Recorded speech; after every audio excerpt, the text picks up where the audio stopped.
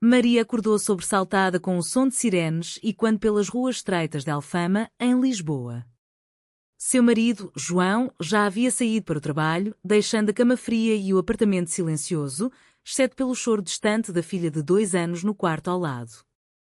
Mas o verdadeiro choque veio quando ela abriu a porta para a vizinha nova, Ana, que pediu um pouco de açúcar e, em vez disso, entregou um beijo inesperado que abalou as fundações de sua vida perfeitamente organizada.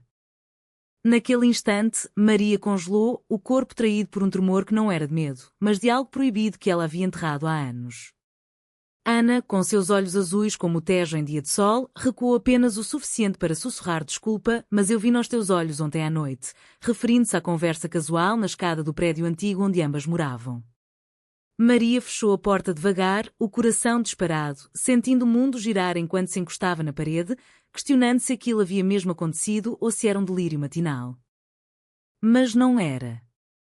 Ana havia-se mudado para o apartamento ao lado há apenas uma semana, uma designer gráfica freelance vinda do Porto, com um ar de liberdade que contrastava com a rotina sufocante de Maria. Aos 30 anos, Maria era a esposa dedicada, mãe zelosa e professora de história em uma escola secundária local, onde ensinava sobre revoluções passadas enquanto sua própria vida seguia um roteiro conservador ditado pela família católica e pela sociedade portuguesa ainda marcada por tradições. João, seu marido há 5 anos, era um engenheiro estável, amoroso à sua maneira, mas distante, priorizando o trabalho e as expectativas familiares sobre qualquer faísca emocional. Naquela tarde, Maria evitou o corredor, mas o destino, ou talvez o acaso cruel, a forçou a encontrar Ana novamente no elevador apertado. Sobre mais cedo, começou Ana, com voz baixa e confiante, não foi intencional, mas também não me arrependo. Tu pareces alguém que precisa de mais do que isso. Maria sentiu um rubor subir pelo pescoço, uma mistura de raiva e curiosidade que ela não esperava. Eu sou casada, rebateu ela, mas as palavras soaram fracas, como se ecoassem de um script que não mais a representava. Ana sorriu levemente, saindo no andar delas sem pressionar mais, deixando Maria sozinha com pensamentos que giravam como as gaivotas sobre o rio. Os dias seguintes foram um tormento sutil. Maria se pegava observando Ana pela janela, vendo-a trabalhar no laptop na varanda, rindo ao telefone com amigos que pareciam viver vidas sem amarras. Em casa, as discussões com João sobre banalidades, como o jantar ou as contas, ganhavam um tom de irritação que antes não existia. O que há de errado contigo ultimamente? Perguntou ele uma noite, enquanto a filha, Sofia, dormia no colo dela. Maria murmurou algo sobre estresse no trabalho, mas internamente, lutava contra a imagem daquele beijo, questionando porque ele havia despertado memórias de sua adolescência, quando ela havia sentido atração por uma amiga da escola e a reprimira por medo do julgamento familiar. Sua mãe, Dona Isabel, uma viúva devota que morava em Sintra, ligava diariamente para lembrar das obrigações. Não esqueças a missa de domingo, Maria. A família precisa de ti forte. Mas forte para quê? Maria se perguntava, sentindo o peso da cruz que carregava não apenas no pescoço, mas no peito. Ana, por outro lado, representava o oposto: liberdade, autenticidade, uma mulher que assumia sua orientação sem desculpas, como Maria descobriu ao pesquisar discretamente no celular sobre a vizinha. Ana havia postado fotos em redes sociais de viagens sozinha, de abraços com ex-namoradas, vivendo abertamente em uma sociedade que, apesar dos avanços legais com o casamento gay desde 2010, ainda sussurrava preconceitos nos círculos mais tradicionais. Uma noite chuvosa, Maria bateu à porta de Ana, pretextando devolver o açúcar que nunca havia sido emprestado. Preciso falar, disse ela, entrando no apartamento minimalista, cheirando a café fresco e incenso. Ana serviu vinho tinto de uma garrafa alentejana e as duas sentaram no sofá, o silêncio carregado de tensão. Por que me beijaste? Perguntou Maria, a voz tremendo. Ana inclinou a cabeça, respondendo com honestidade brutal, porque vi em ti o que vejo em mim, alguém presa em uma vida que não escolheu de verdade. As palavras atingiram Maria como um soco, forçando-a a confrontar o vazio que sentia há anos, o casamento que havia sido mais uma expectativa social do que paixão genuína. Elas conversaram até altas horas, compartilhando histórias. Ana contou sobre sua saída do armário aos 20 anos, o rompimento com a família conservadora no Norte, a solidão inicial e a eventual aceitação de si mesma. Maria, por sua vez, confessou dúvidas antigas, atrasos reprimidas, o medo de decepcionar João, Sofia e a mãe. Mas e se isso for só uma fase? Questionou Maria, lágrimas nos olhos. Ana tocou sua mão suavemente, um gesto que enviou ondas de eletricidade pelo corpo dela. Fases não mudam quem és no fundo. Naquela noite, Maria voltou para casa com o coração dividido, sabendo que havia cruzado uma linha invisível e o preço dessa travessia começava a se revelar em noites insones e mentiras pequenas para João. O conflito interno crescia. No trabalho, Maria se distraía durante as aulas, pensando em Ana em vez de focar nos alunos. Uma colega notou: pareces distante, Maria. Tudo bem em casa? Ela assentiu, mas a mentira pesava. Em casa, João planejava uma viagem familiar para o Algarve, achando que isso reconectaria o casal.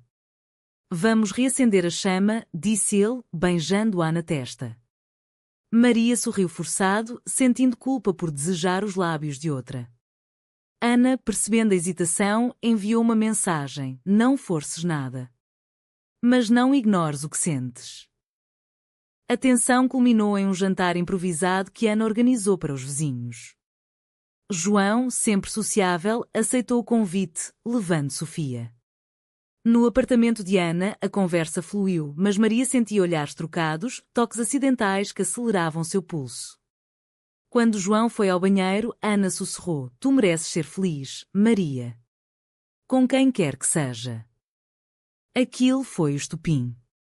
Mais tarde, sozinha na cozinha limpando pratos, Maria confrontou seus sentimentos. Era atração real, não curiosidade passageira. Mas admitir isso significava arriscar tudo: o casamento, a custódia de Sofia, o respeito da família. O preço da honestidade parecia alto demais, mas o da negação, insuportável. Os dias se arrastavam como as nuvens cinzentas sobre o castelo de São Jorge e Maria se via cada vez mais enredada na teia de emoções que Ana tecia sem esforço. Uma tarde, enquanto passeava com Sofia pelo bairro Alto, ela avistou Ana em um café, rindo com uma amiga. O ciúme surgiu inesperado, uma faca afiada no peito, forçando-a a questionar por que se importava tanto.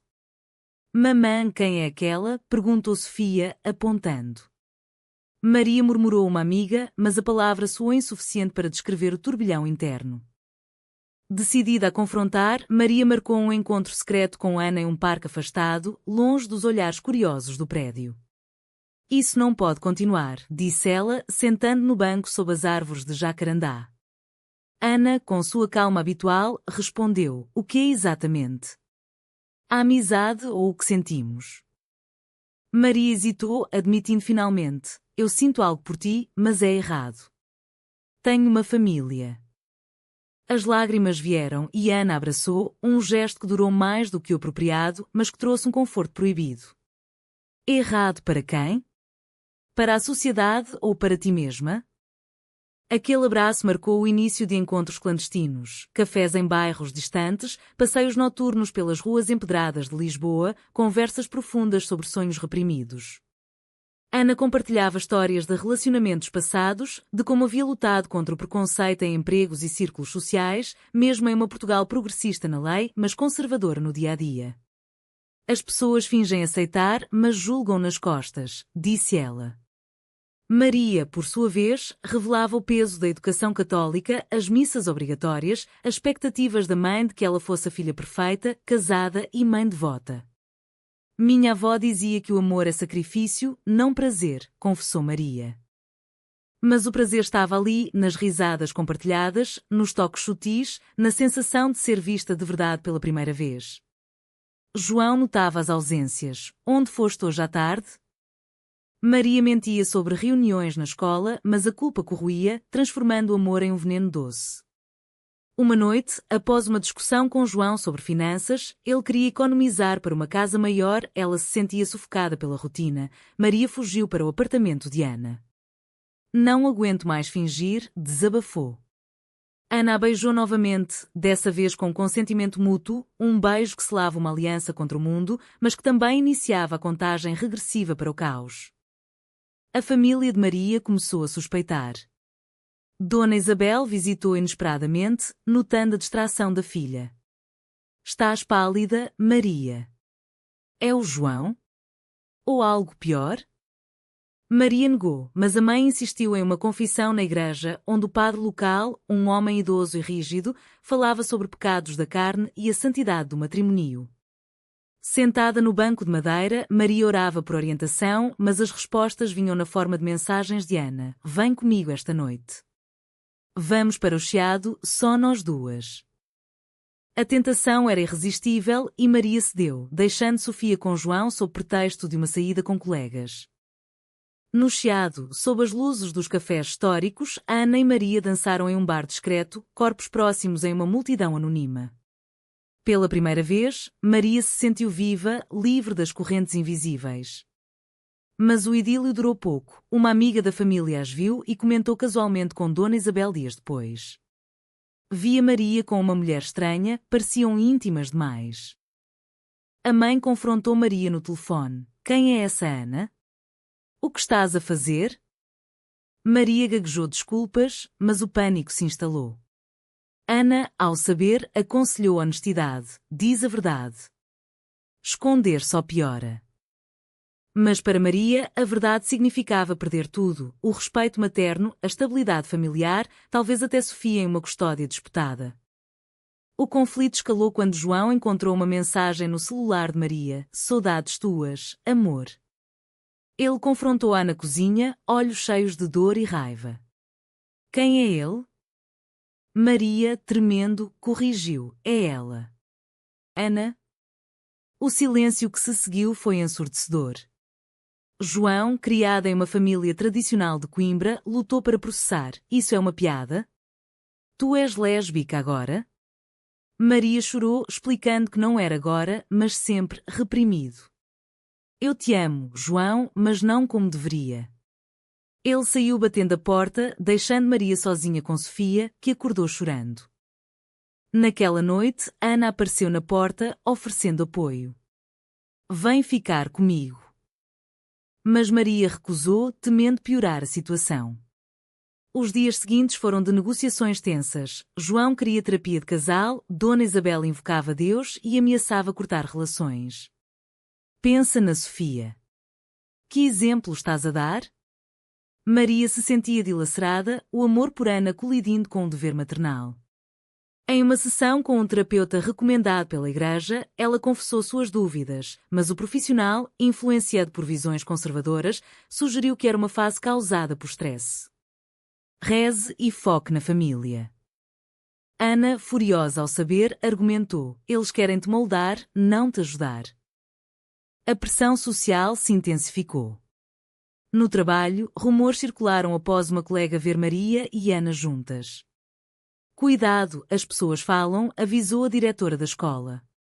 Maria sentiu o isolamento crescer, amigos distantes se afastando, julgamentos sussurrados nas costas. Ana, acostumada a isso, oferecia força: "Eu passei por pior. Juntas, sobrevivemos." Mas o custo era visível. Maria emagrecia, noites insones, Sofia sentindo a tensão e chorando mais. Uma decisão se aproximava e Maria sabia que qualquer escolha traria dor irreparável.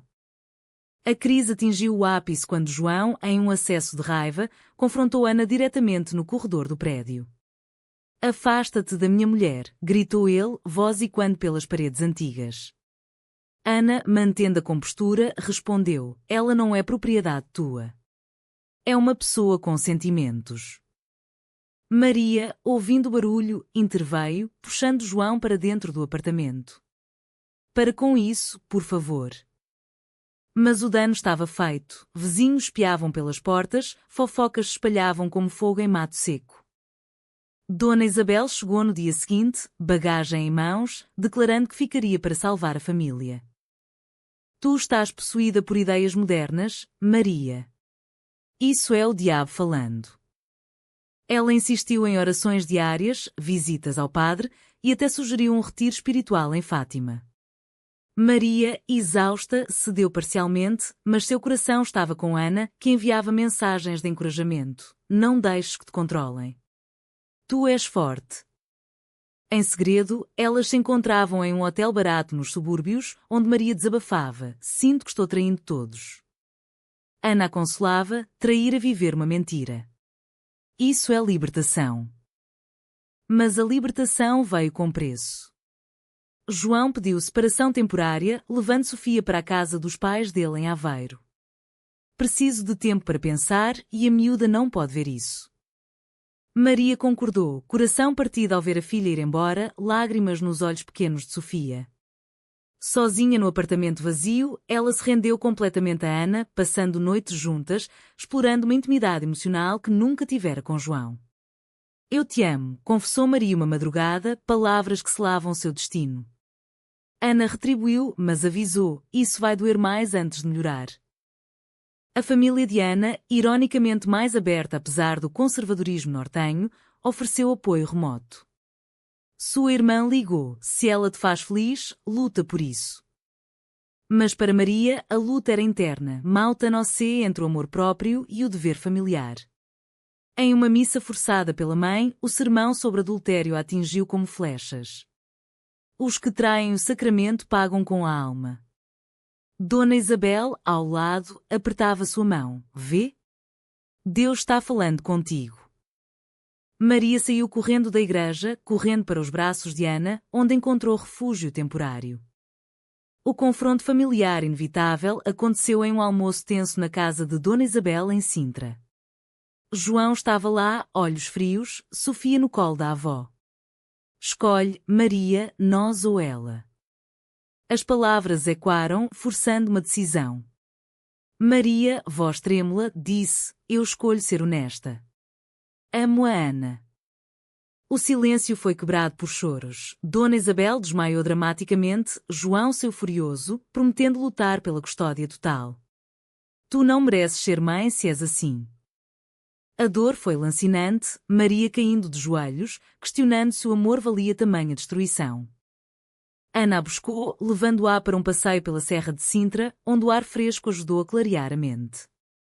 Eles vão perdoar com o tempo. Ou não? Mas tu tens que viver para ti. Maria assentiu, mas o peso da perda de Sofia consumia. Dias depois, advogados entraram em cena. João alegava instabilidade emocional, Dona Isabel testemunhava contra, pintando Maria como influenciada por ideias pecaminosas. A sociedade portuguesa, apesar das leis igualitárias, ainda carregava vieses em tribunais familiares, onde os juízes conservadores priorizavam a família tradicional. Maria encontrou força em grupos de apoio LGBT em Lisboa, onde ouviu histórias semelhantes. Mulheres que perderam tudo por amor, mas reconquistaram a si mesmas. Uma ativista a encorajou, luta pela custódia. Mostra que és uma boa mãe, independentemente de quem amas. Ana acompanhava, tornando-se o pilar em meio ao caos. Mas traições surgiam. Uma amiga de infância vazou detalhes para a imprensa local, transformando o drama pessoal em escândalo. Professora casada abandona a família por amante mulher, lia-se em tabloides online. O trabalho de Maria sofreu, pais de alunos reclamavam, a diretora sugeria licença. O isolamento crescia, mas também a determinação. Maria demitiu-se da escola, buscando emprego em uma ONG de direitos humanos, onde sua história ressoava. Ana, por sua vez, enfrentava backlash em clientes freelance, perdendo contratos por associação. Vale a pena? Perguntou Maria uma noite. Ana respondeu, tu vales. O amor delas se fortalecia nas adversidades, mas o preço era alto, saúde mental abalada, finanças apertadas, relacionamentos rompidos. Maria sonhava com Sofia, acordando em lágrimas, questionando suas escolhas. A batalha pela custódia se arrastou por meses, um labirinto de audiências no Tribunal de Família em Lisboa, onde advogados dissecavam vidas como cirurgiões frios. João pintava Maria como instável, influenciada por Ana, enquanto Dona Isabel chorava no banco das testemunhas. Minha filha era normal até conhecer essa mulher.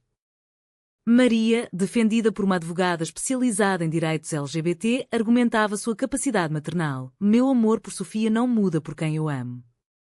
Ana sentava na plateia, oferecendo olhares de apoio, mas o stress a consumia também, levando a discussões entre elas sobre o futuro. Uma noite, após uma audiência exaustiva, Ana explodiu. Talvez devêssemos nos esperar até isso acabar. Não quero ser o motivo de tu perderes a miúda. Maria recusou veementemente. Tu és o motivo de eu lutar por mim mesma.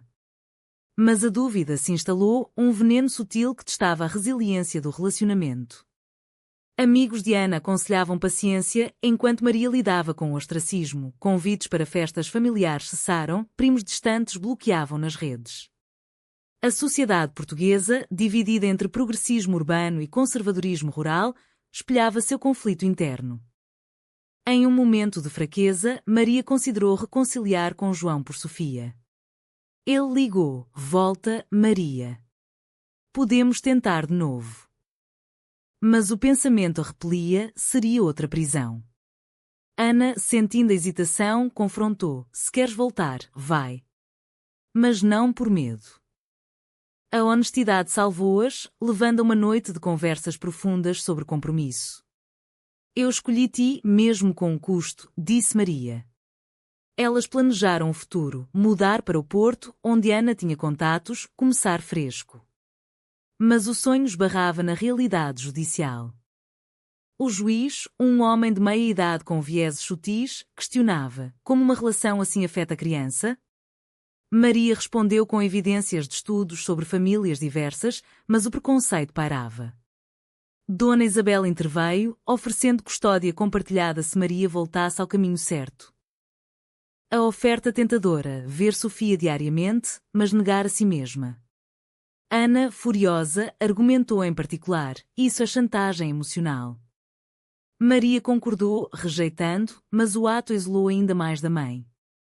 "Tu estás morta para mim", disse Dona Isabel, palavras que cortavam como lâminas. Traições emergiram de inesperado. Um ex-namorado de Ana reapareceu, espalhando boatos online sobre o passado dela, complicando o caso. "Ela é instável", alegava João no tribunal. Ana defendeu-se: "Meu passado não define nosso amor." Mas o dano à reputação de Maria crescia, afetando sua busca por emprego. Elas enfrentaram protestos discretos, cartas anônimas no prédio, olhares hostis na rua. Lisboa, cidade de fado melancólico, ecoava sua dor. Em meio ao caos, momentos de ternura: Ana cozinhando bacalhau à brás, Maria lendo poemas de Florbela Espanca sobre amores proibidos. "Somos como elas, lutando contra o mundo", dizia Maria. Mas o preço físico se manifestava: Ana com insônia, Maria com ansiedade medicada. Uma visita supervisionada a Sofia trouxe alegria e dor. A menina corria para os braços da mãe, mas João observava, olhos acusadores. "Mamã, quando vens para casa?" Maria chorava internamente, prometendo em breve: "Meu amor." A virada veio quando uma testemunha surpresa, a irmã de Ana, depôs a favor. Elas formam uma família amorosa. O juiz, influenciado por pressões progressistas, concedeu custódia compartilhada, mas com condições: terapia familiar, residência estável. João aceitou relutante, Dona Isabel recusou contato. Maria e Ana celebraram discretamente, mas a vitória era amarga: relacionamentos fraturados, cicatrizes profundas. Elas se mudaram para um apartamento pequeno no Porto, buscando anonimato. No novo lar, desafios persistiam: integrar Sofia nos fins de semana, lidar com perguntas inocentes da criança. "Quem é a Ana, mamã?" Maria explicava com cuidado: "Uma amiga especial que me faz feliz." Mas o medo de preconceito na escola de Sofia pairava. Ana, trabalhando remotamente, apoiava, mas confessava: "Às vezes me sinto culpada por teu sofrimento." Maria respondia: "O sofrimento veio da negação, não de ti." O amor delas evoluía, mais resiliente, mas marcado por sacrifícios. A adaptação ao Porto trouxe um sopro de ar fresco, com o Douro brilhando sob o sol, mas as sombras do passado persistiam. Maria encontrou emprego em uma associação cultural, promovendo diversidade, onde sua história inspirava outros. Ana prosperava no design, criando campanhas para direitos LGBT. Sofia, aos poucos, aceitava a nova dinâmica: fins de semana com brincadeiras no Jardim da Ribeira, histórias antes de dormir contadas por duas vozes femininas. Mas João, em visitas, destilava amargura: "Isso confunde a miúda." Maria defendia: "Amor não confunde, preconceito sim." Dona Isabel, após meses de silêncio, enviou uma carta: "Rezo por ti, mas não posso aceitar." Maria respondeu com fotos de Sofia feliz, esperando uma brecha. A sociedade ao redor misturava aceitação e resistência. Em um festival perido no Porto, elas marcharam de mãos dadas, sentindo empoderamento, mas em jantares com colegas, olhares curiosos lembravam o estigma. Ana enfrentava discriminação em um cliente: prefiro não trabalhar com vocês.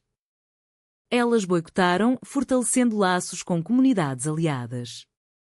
O conflito interno de Maria diminuía, substituído por aceitação. Terapia ajudava a processar a culpa, reconhecendo que sua escolha era ética para si mesma. Eu paguei caro, mas ganhei liberdade, confidenciava a Ana. Momentos de dúvida surgiam, como quando Sofia perguntava pelo pai nos dias com elas, mas o amor maternal prevalecia.